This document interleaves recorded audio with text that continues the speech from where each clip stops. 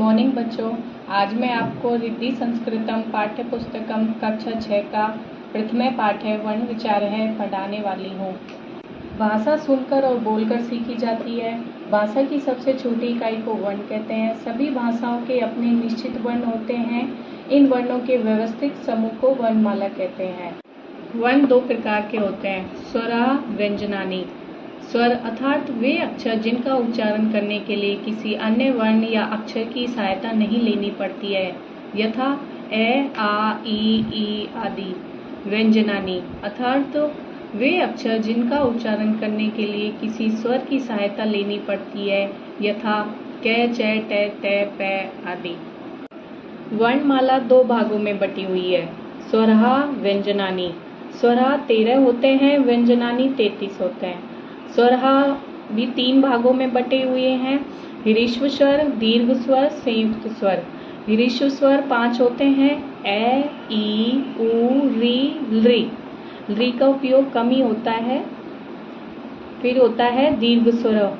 दीर्घ स्वर 4 होते हैं, आ, बड़ी ई, बड़ा उ और बड़ा री।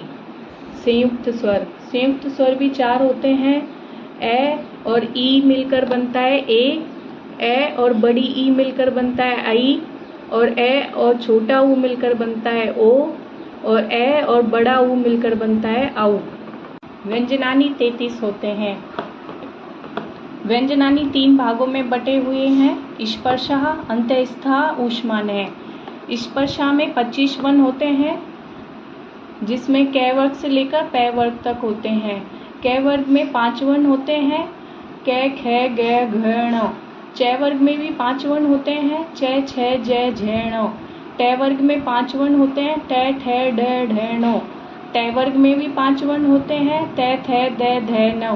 प वर्ग में भी 5 वर्ण होते हैं, प, फ, ब, भ, म। फिर है अंतस्था। अंतस्था में 4 वर्ण होते हैं, य, र, ल, व। ऊष्मान है। ऊष्मान में भी 4 वर्ण होते हैं, श, श, श, ह। अब है हल चिन्ह। यदि हम क का उच्चारण करेंगे तो क के साथ ए की ध्वनि भी मुख से निकलती है, अर्थात क या अन्य व्यंजनों का उच्चारण करने के लिए हमें स्वरों की सहायता लेनी पड़ती है, जैसे क प्लस ए क, क प्लस आ का। किसी भी व्यंजन में ए, आ आदि स्वर जुड़ने से उसके नीचे लगे हलंत का लोप हो जाता है। अब है अयोगवाह ध्वनियाँ। अयोगवाह ध्वनियाँ 2 होती है, अंग और ए, जिन्हें हम अनुस्वार और विसर्ग भी कहते हैं। अनुस्वार अर्थात जिसको बोलते हुए जिसका उच्चारण नाक से होता है, यथा संस्कारम, संस्कृतम, संज्ञा। दूसरी है विसर्ग अर्थात जिसका उच्चारण कंठ से होता है और जिसको बोलते समय है की आवाज आती है, जैसे प्रात है, नमे आदि। अब है संयुक्त व्यंजनानी। 2 व्यंजनों के संयुक्त रूप को ही संयुक्त व्यंजनानी कहते हैं। जब एक व्यंजन दूसरे व्यंजन से मिलता है तो संयुक्त बन जाता है, और व्यंजनों के अंत में जो छ, त्र, ज्ञ, श्रय होते हैं वो संयुक्त अक्षर कहलाते हैं, यथा आदक, धनुष, धन ए मिलकर बनता है श्र। फिर है आदत, धन र, धन ए मिलकर बनता है त्र। इसके उदाहरण है क्षमा, क्षत्रिय है, आश्रम है, ज्ञानी, विद्या, सर्प है। धन्यवाद।